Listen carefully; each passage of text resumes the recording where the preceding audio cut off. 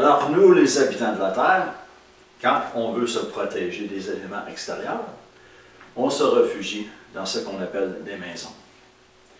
Et pour les gens moins fortunés, comme c'est le cas ici, ben, on se réfugie dans ce qu'on appelle des appartements loués. Alors, ça ici, c'est mon appartement loué. En fait, ça ici, c'est ce qu'on appelle le salon. À l'époque, il y avait des familles entières qui habitaient dans ces appartements comme le mien. Donc ça, c'est la pièce où, généralement, ils se réunissaient le soir autour du feu de foyer. Puis ils se racontaient des histoires ou, du moins, ils se racontaient leur journée.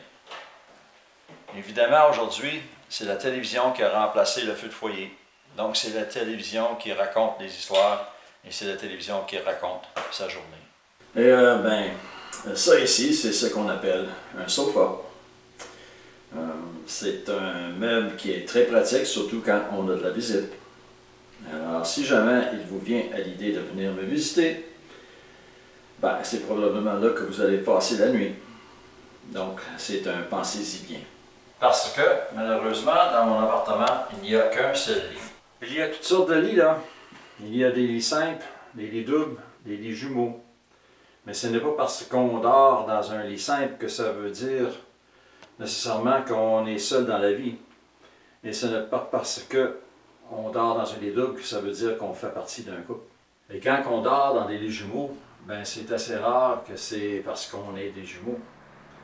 Souvent, c'est parce qu'on fait partie d'un couple et qu'on regrette amèrement l'époque où on était seul dans la vie.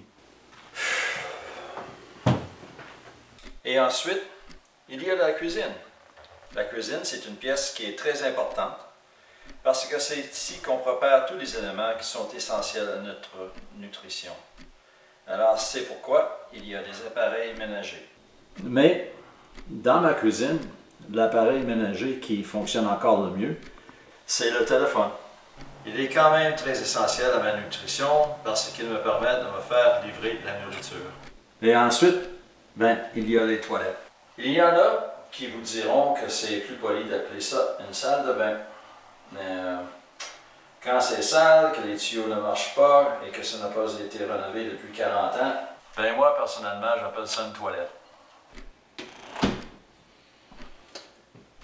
Bon, il y a une chambre à débarras aussi, mais ça, je ne vous montre pas ça parce que c'est vraiment sans aucun intérêt. Bien à moins que je vous montre quelques meubles, là qui ont appartenu à mes parents. Il y a des boîtes remplies de vêtements et des souliers de femmes. Évidemment, à l'époque, ma mère en avait des dizaines et des dizaines parce que c'était très important pour elle d'avoir une paire de souliers appareillés à chacune de ses robes. Parce qu'elle aimait beaucoup montrer ses jambes. C'était d'ailleurs la partie de son anatomie dont elle était la plus fière. Mais à la fin de sa vie, ses beaux souliers, elle ne pouvait même plus les porter. Parce que les médecins ont commencé par lui enlever les orteils. Puis ensuite, ça a été les pieds. Puis à un moment donné, ben, ils lui ont coupé les deux jambes. Ça a été une catastrophe. Parce que ma mère avait vraiment des très belles jambes.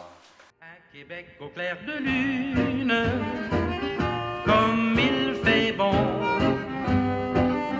À Québec avec ma brune, nous nous aimons. Monter sur la citadelle,